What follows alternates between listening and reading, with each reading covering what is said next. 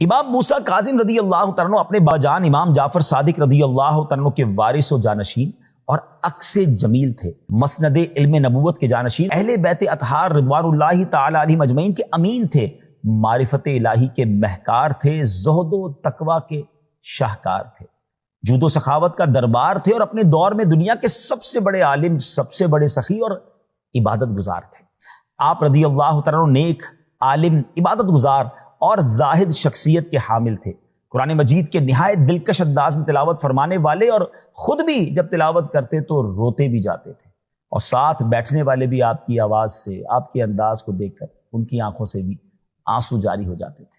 آپ کی کیا ہی شان ہے کہ آپ انتہائی قدر و منزلت کے مالک اور عظیم و شان مجتہد تھے، عبادت و طاعت الہی میں مشہور زمانہ تھے۔ مدنی چینل کے ناظرین، امت مسلمہ کی نگاہوں میں انتہائی بلند مقام، شجرہ عالیہ قادریہ رضویہ کے 7ویں امام موسیٰ کاظم وہ ہستی ہیں جن کی ذات ہمہ جہت شخصیت کی حامل تھی، بڑی قدر و منزلت والے منفرد شخصیت۔ آج ہم حضرت امام موسیٰ کاظم رضی اللہ عنہ کی مبارک سیرت کے مبارک گوشوں پر کچھ بات کرتے ہیں۔ حضرت امام موسیٰ کاظم رضی اللہ عنہ کا تعارف۔ آپ 7 صفر المظفر 128 ہجری بروز منگل طلوع فجر کے وقت مکہ مکرمہ اور مدینہ منورہ کے درمیان واقع جو علاقہ ہے ابوا شریف، جہاں پیارے آقا علیہ السلام کی پیاری امی جان حضرت بی بی آمنہ رضی اللہ تعالیٰ عنہ کا مزار شریف ہے، اس میں پیدا ہوئے۔ سبحان اللہ، آپ کا مبارک نام موسیٰ اور کنیت ابو الحسن اور ابو ابراہیم، اور القابات صابر، صالح، امین، جبکہ سب سے مشہور لقب آپ کا کاظم ہے۔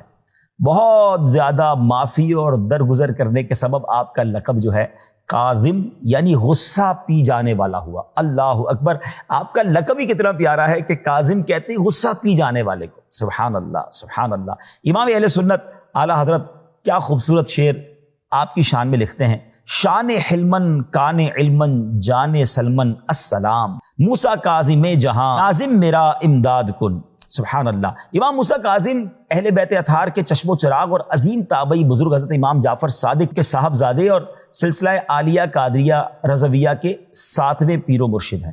آپ کی والدہ محترمہ کا نام حمیدہ بربریہ رحمت اللہ تعالی علیہا تھا۔ آپ کے بارے میں امام جعفر صادق رضی اللہ تعالیٰ فرماتے کہ میرے تمام بیٹوں میں موسیٰ کاظم بہترین بیٹے ہیں، اور یہ اللہ پاک کے موتیوں میں سے ایک موتی ہیں۔ سبحان اللہ۔ آپ ذرا سوچیں کہ والد بھی بیٹے پر فخر کرے، اور والد بھی کون؟ امام جعفر صادق۔ سبحان اللہ۔ آپ کا جو الکاظم لقب معروف ہے نا ناظرین، دراصل قرآن مجید میں متقین کی صفات میں ذکر ہونے والا ایک وصف اور کلمہ ہے۔ جب لوگوں نے آپ کے اندر اس وصف کی کیفیات ملاحظہ فرمائیں تو ان کے دلوں نے خود بخود اس بات کی تصدیق کی کہ اس زمانے میں اس لقب کی آپ سے زیادہ کوئی حقدار شخصیت نہیں ہے۔ پھر یہی بات دلوں سے نکل کر زبان پر آئی، اور ایسی زبان پر آئی کہ یہ شہادت بن کر رہ گئی جسے آج تک دہرایا جا رہا ہے۔ قرآن مجید میں اللہ پاک ارشاد فرماتا ہے: الذین ينفقون فی السراء والضراء والکاظمین الغیظ والعافین عن الناس واللہ یحب المحسنین، جو غصہ پی جاتے اور لوگوں سے درگزر کرنے والے ہیں۔ تو یہاں اسی قرآن پاک کے لفظ مبارک سے سبحان اللہ آپ کا لقب کاظم پڑ گیا، جو غصہ پی جانے والے۔ اللہ کرے کہ آپ کے اس وصف کا صدقہ مجھے اور آپ کو نصیب ہو جائے۔ ہم تو جناب کوئی ہمارے خلاف کوئی بات کر دے، ہمارے مزاج کے خلاف کوئی بات کر دے، ہر وقت تیار رہتے ہیں لڑائی کے لیے، اور ایک طرف ہم کہتے ہیں کہ ہم ان بزرگوں کے غلام ہیں، ان کے پیروکار ہیں، اور ہم ان کے مرید ہیں۔ تو امام موسیٰ کاظم تو معاف کرنے والے ہیں، غصہ پی جانے والے ہیں۔ تو آئے مدنی چل کے ناظرین، آپ بھی اپنے اندر یہ کوشش کریں نا۔ امام موسیٰ کاظم رحمۃ اللہ تعالیٰ کی مبارک رات عبادت میں اور دن روزے کی حالت میں گزرتے۔ بہت زیادہ عبادت کرنے کی وجہ سے آپ کو عبد صالح یعنی نیک بندے کے لقب سے یاد کیا جاتا ہے۔ حلم و بردباری یعنی قوت برداشت کا یہ عالم تھا کہ آپ کا لقب کاظم یعنی غصہ پی جانے والا آپ کی پہچان بن گیا۔ عاجزی اور انکساری کی یہ کیفیت تھی کہ جب بھی کوئی بندہ آپ کے سامنے سے گزرتا اس سے پہلے کہ وہ سلام کرتا، آپ سلام میں پہل فرماتے۔ اگر معلوم ہوتا کہ کوئی آپ کو تکلیف پہنچانے میں لگا ہوا ہے تو بھی آپ اس کی ضرورت پوری فرماتے، یعنی یہ پتہ بھی ہوتا کہ یہ میرا دشمن ہے، مجھے تکلیف پہنچانا چاہتا ہے، آپ اس کے ساتھ اچھا برتاؤ کرتے۔ ناظرین ذرا سوچئے نا، یہ کیسی کمال کی بات ہے، یہ کیسا نبی پاک نے فیضان حاصل تھا۔ ہم سیرت مصطفیٰ صلی اللہ علیہ وسلم میں بھی تو پڑھتے ہی ہیں نا کہ آپ سلام میں نبی پاک علیہ السلام بھی تو پہل فرماتے، اپنے غلاموں کو سلام میں پہل فرماتے۔ مگر آج لوگ کہتے ہیں بھائی میرا مرتبہ ہے، میرا مقام ہے، لوگ مجھے آ کے سلام کریں، میں کیوں سلام کروں؟ جس کو نہیں جانتا اس کو میں کیوں سلام کروں؟